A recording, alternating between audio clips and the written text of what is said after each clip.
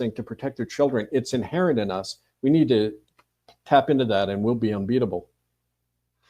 So I think, Kevin, you're fully informed about all this, but I think it would perhaps be a service to the viewers if I could read this page that you've sent me, so that they can understand the details in full. And is that okay? And you can stop me at any time if there's anything you'd like to add. Sure. I just want to flag one thing though before you do that, Shaun. Yeah. There's a whole spiritual aspect of these Vatican ceremonies which we should explore today, and it has to do with where they're being held and how they're happening. It's very much related to demonic energy sources, and I did want to get into that today. Just anyway, so we can do that after you, whatever you want to do. Yeah, it's the harvesting of the energy, isn't it? From the an inversion of what's good and war and horror and all that stuff. They get off on it basically. All right, so I'll read this. So the title is. Do you want me to put it on the screen, Kevin, or should I just read it? This is the press release. Yes. Yeah, I mean, if you like, I mentioned a bunch of it already, but. I think we need to go over it more slowly, though, because you understand it all thoroughly. There's a lot of vernacular. There's some terms we might have to go over again with people for people, including myself. All right. So headline is International Court to investigate Pope Leo's complicity in the ritual unaliving of kids and the disappearance of Emanuela Orlandi. And then it starts. Eyewitnesses saw Leo Robert Prevost at the 9th Circle sacrificial ceremonies as early as September 1978. And there's a picture of her. Rome and Brussels, the court that prosecuted Pope Benedict and forced him from office is launching a criminal lawsuit against Pope Leo, charging him with complicity in unaliving, criminal conspiracy, crimes against humanity. The case against the Bishop of Rome is based on new evidence linking him to the ritual R-wording and unaliving of kids as a newly ordained priest, and to the torture and disappearance of Emanuela Orlandi on summer solstice of 1983. Investigators with the International Common Law Court of Justice have interviewed a former participant in the Ninth Circle cult, as well as a victim survivor of its grisly rituals. Both witnesses claim that Robert Prevost participated in the unaliving of kids as part of his induction into the cult. So, we've probably got a lot of people on here tonight, Kevin, who are not familiar with the Ninth Circle. I know you've explained it several times, but could you just explain it one more time, please? Yeah, it's formed, we believe, by the Jesuits in the 16th century. It's a child sacrificial cult, operates within the Catholic Church. It's intergenerational, so there's prominent families who are part of this. They raise their children in it, usually sacrifice their firstborn in order to, move up the hierarchy of the cult. And it operates also as a blackmailing agency. We've had survivors like Toast Nienhaus, Anne-Marie von Blienberg say that Anne-Marie was a lawyer who was brought to what she was told was going to be a dinner. Turns out they were sacrificing and killing a child there. And, they blackmailed her and controlled her that way. So it has political purposes, spiritual ones. You've talked about this kind of energy vampirism, but also it's very lucrative. It's part of the human trafficking network all over the planet. The Catholic Church is embedded in and profits hugely from. Again, I mentioned that in my book, Dethroning a Rogue Power, that we've sold over 700 copies of this in this month alone, if you can believe it. So it's been a huge success. So that's kind of in a nutshell what the Ninth Circle is all about. Great. And we've got almost 1,500 watching live. Links for Kevin's books are in the description. Let's get that number up to 1,000. So Kevin's just explained the Ninth Circle.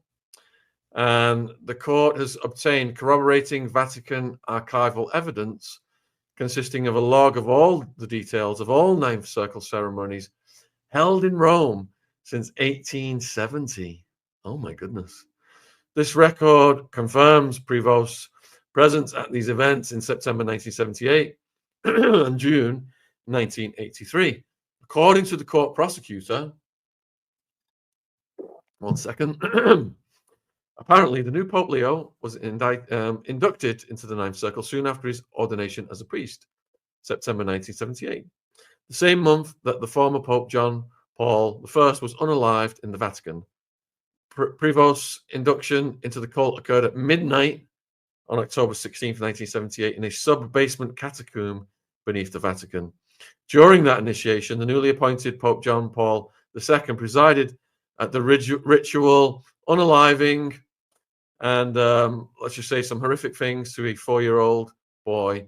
Prevost was also present on June 22nd, 1983, when Emanuela Orlandi was disappeared by Vatican agents, R-worded, and horrible things done by Ninth Circle members, and then taken to Germany, were transported and possibly disappeared.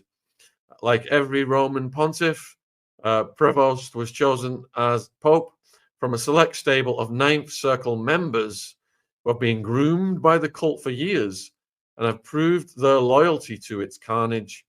In addition, the court will be investigating Pope Leo's links to the Catholic-run child transportation and unaliving cults in Canada, America, Peru, Argentina, including those connected to the deceased Pope Francis, Jorge B.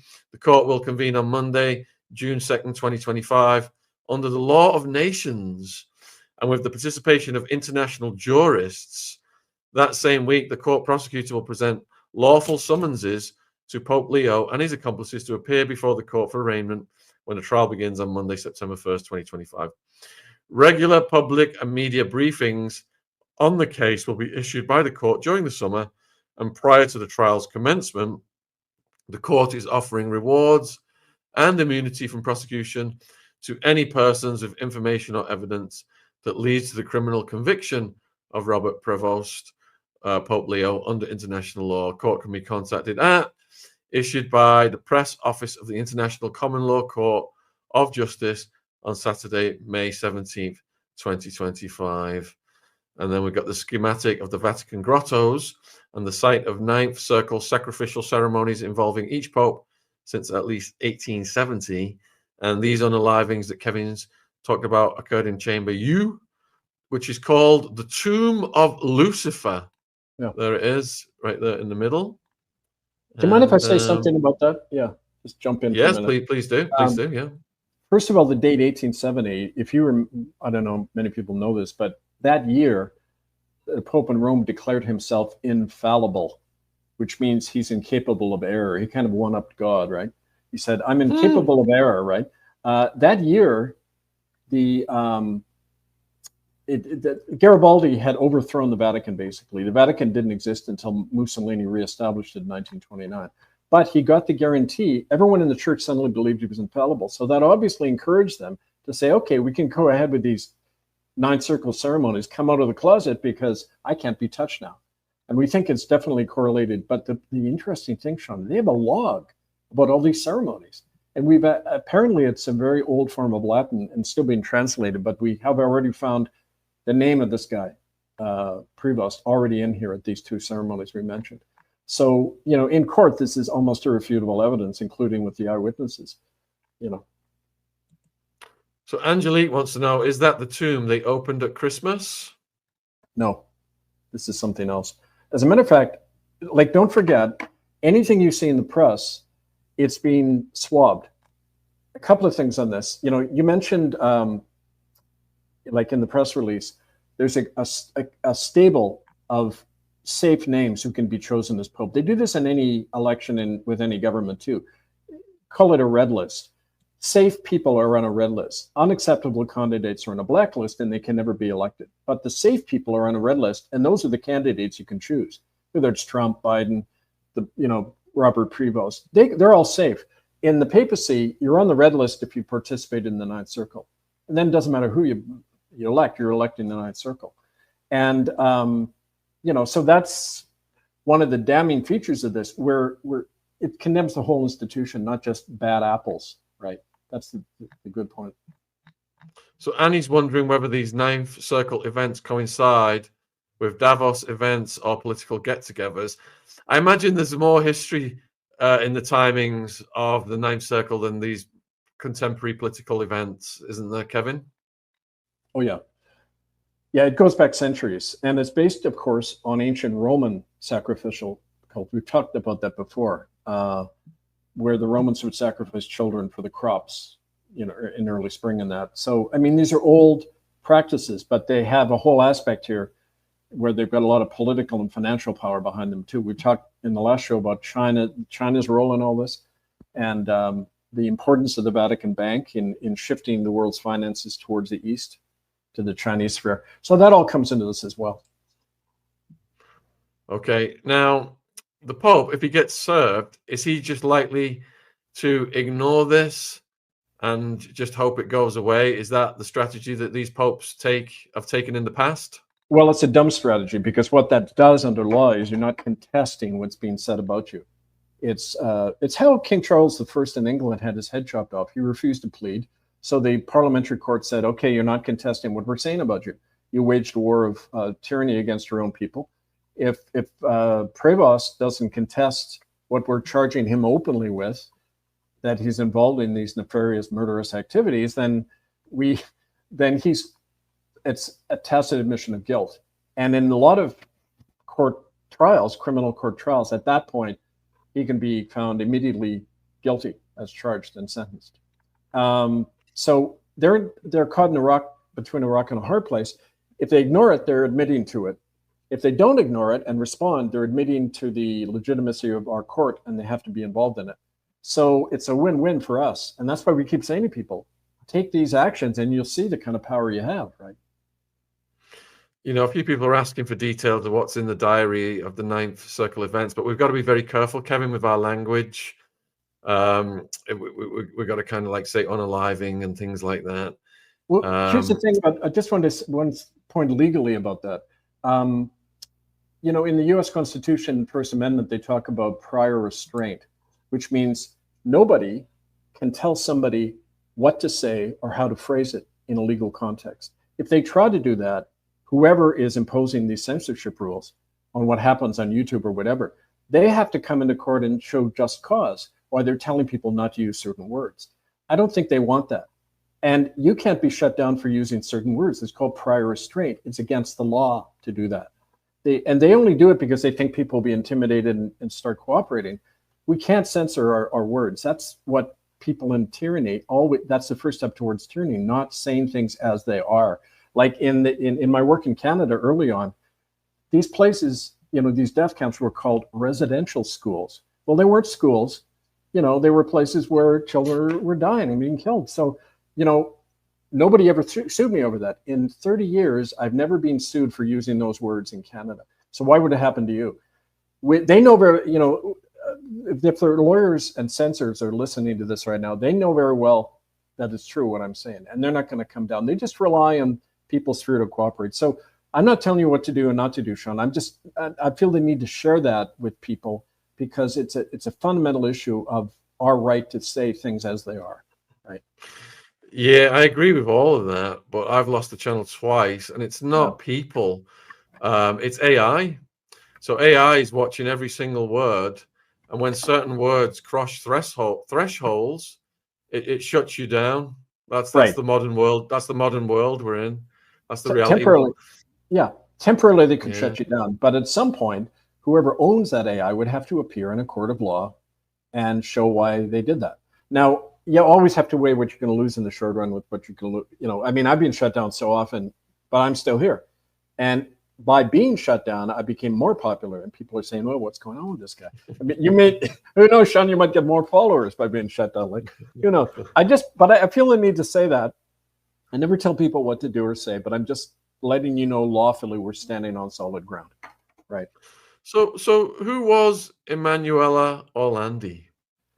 If you got a lot of media exposure back in the 80s, her brother, Powell, I forget how to say it in Italian, he's led this campaign for many years. Her dad worked in the Vatican.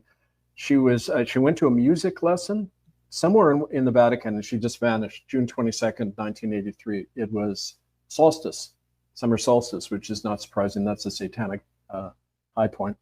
And for years, you know, the Vatican put out this thing saying, "Oh, we don't know where she is. We're searching for her." A typical kind of spin and fog operation.